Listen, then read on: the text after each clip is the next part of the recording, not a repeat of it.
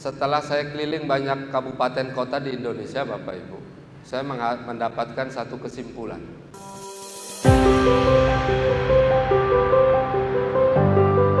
Kesimpulannya adalah kenapa daerah ini maju, kenapa daerah ini biasa saja, bahkan kenapa daerah ini kalau toh maju tapi majunya lambat.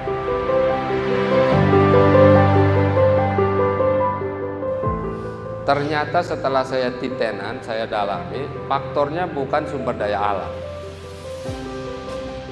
Faktornya bukan apa istilahnya itu, sarana prasarana, bukan. Faktornya juga bukan karena di situ banyak tambang atau apapun. Ternyata faktor utama dan terpenting yang membuat daerah itu maju adalah faktor pemimpin daerahnya.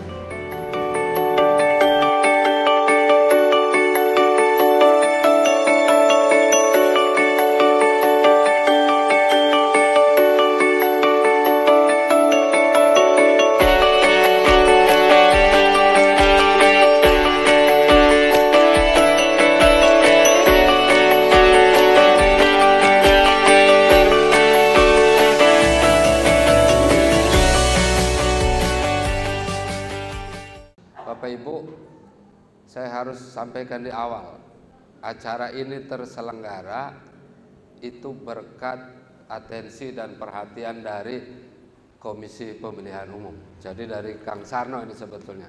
Ini tepuk tangan untuk KPU ini. Jadi kita sama-sama pihak yang diundang, kira-kira begitu. Dalam rangka apa? Kahiji dalam rangka silaturahim. Apalagi ini bulan puasa, bulan Ramadan, insya Allah dengan silaturahim puasa kita makin berkah, mudah-mudahan ilmu makin nambah, dan yang penting juga ada kaitan dengan persiapan orang sadaya menghadapi peristiwa besar pada 2024, yaitu pemilihan umum. Pemilihan umum. Nah Bapak Ibu, pemilihan umum nanti tahun 2024 ini ada 2 kali nyoblos, Pak. Kahiji tanggal 14 Februari, kedua tanggal 28 November. Leres kan? 27 November. Yang 14 Februari pemilihannya adalah milih anggota DPR, anggota legislatif, dan memilih pimpinan eksekutif, terutama presiden dan wakil presiden.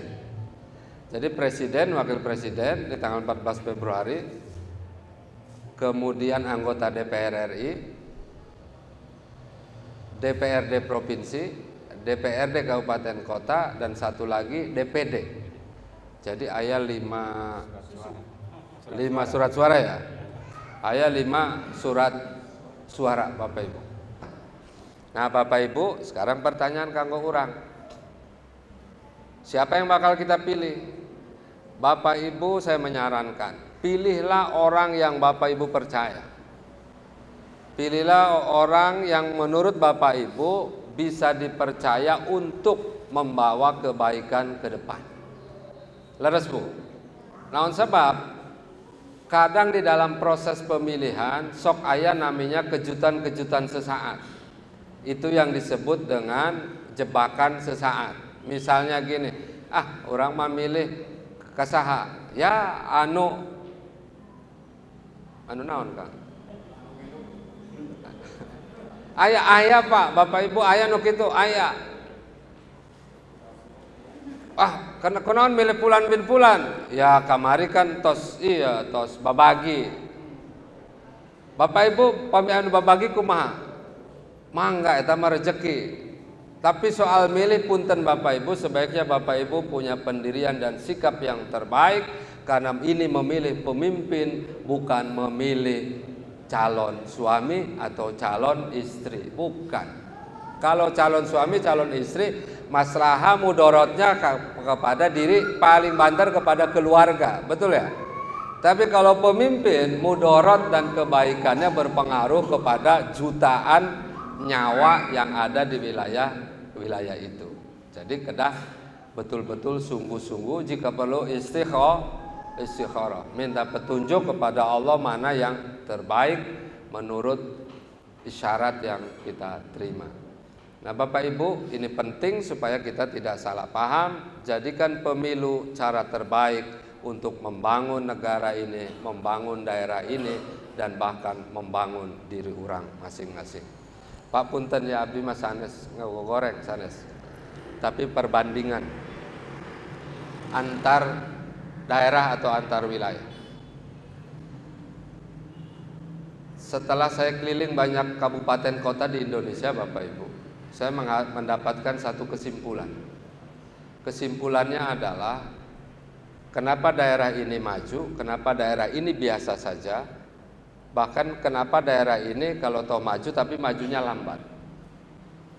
Ternyata setelah saya titenan, saya dalami, faktornya bukan sumber daya alam. Faktornya bukan apa istilahnya itu, sarana prasarana, bukan. Faktornya juga bukan karena di situ banyak tambang atau apa, bukan. Ternyata faktor utama dan terpenting yang membuat daerah itu maju adalah faktor pemimpin daerahnya. Ini kesimpulan abdi, mangga eta mah tiasa leres tiasa salah. Naon sabab? Di beberapa tempat yang itu daerah kaya, daerah tambang, daerah kekayaannya luar biasa, tapi masyarakatnya tetap miskin.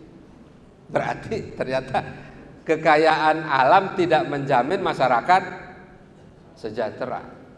Loh kok bisa begini? Kan kita ada titenan, ini apa penyebabnya? Loh, penyebabnya ternyata faktor pemimpin daerahnya. Pemimpin daerahnya lebih pro kepada para pengusaha tambang, bukan kepada para pemilik kedaulatan di daerah itu. Kang, kalau ke Kalimantan Timur, itu Kalimantan Timur itu termasuk daerah yang APBD-nya luar biasa. Tapi kalau tanya kemiskinan, ya di sana juga banyak. Masuk akal? Menurut saya enggak. Itu daerah kaya raya, tapi kenapa masyarakatnya miskin? Yang kayanya sah? Ya mereka-mereka aja. Yang kaya ya gubernur, yang kaya bupati, wali kota, para pejabat dan seterusnya. Itu artinya apa? Berarti ada salah kelola. Kalau sudah salah kelola, yang salah sah. Ya menurut saya para pemimpin daerah. Ada Banyuwangi, pernah dengar Banyuwangi Pak?